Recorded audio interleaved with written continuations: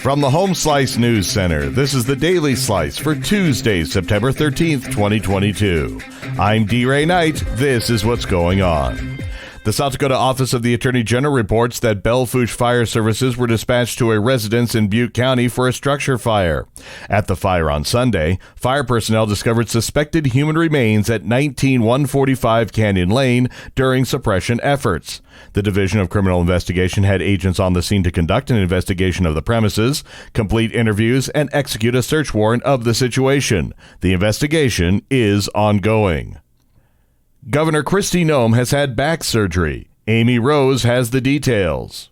Governor Kristi Noem has disclosed that she recently underwent back surgery to treat an injury impacting her spine. The 50-year-old Republican governor says she recently traveled to the Mayo Clinic in Rochester, Minnesota for the surgery after receiving treatment for several weeks in South Dakota. The surgery treated an acute condition impacting her lumbar spine. She says the recovery from the surgery will limit her activity for several months, including the amount of travel she can do and the time she can spend standing.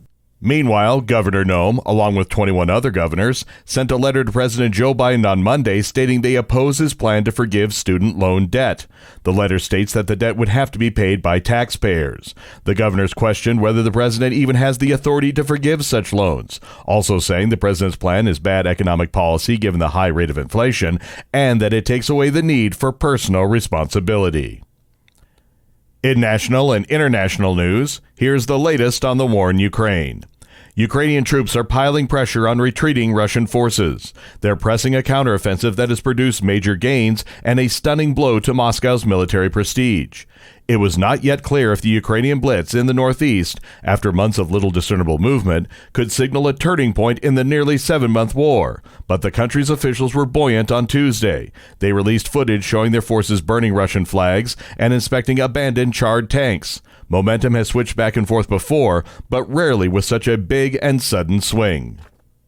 Former President Donald Trump's political action committees are facing new scrutiny. Amy Rose has more. Former President Donald Trump is sitting on top of more than $115 million across several political committees. Trump has positioned himself as a uniquely indomitable force in the Republican Party and would almost certainly have the resources to swamp his rivals if he launched another presidential campaign. But that massive pile of money is also emerging as a potential vulnerability. Trump's chief fundraising vehicle, the Save America PAC, is under new legal scrutiny after the Justice Department issued a round of grand jury subpoenas that have included questions about the Political Action Committee's fundraising practices.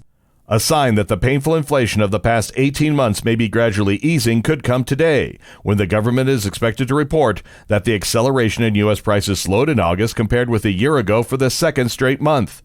Economists have forecast that the report will show that prices jumped 8.1% from 12 months earlier, down from a 4-decade high of 9.1% in June and 8.5% in July. Sharply lower gas prices are behind much of the decline, along with the cost of used cars, airfares, and clothing.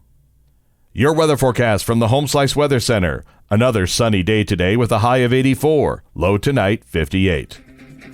And that was your Daily Slice for Tuesday, September 13th, 2022. The Daily Slice is a production of Home Slice Media Group, hosted by D. Ray Knight with Amy Rose. Executive producer Mark Houston. Engineered by Chris Jacquez. I'm D. Ray Knight. Have a great day.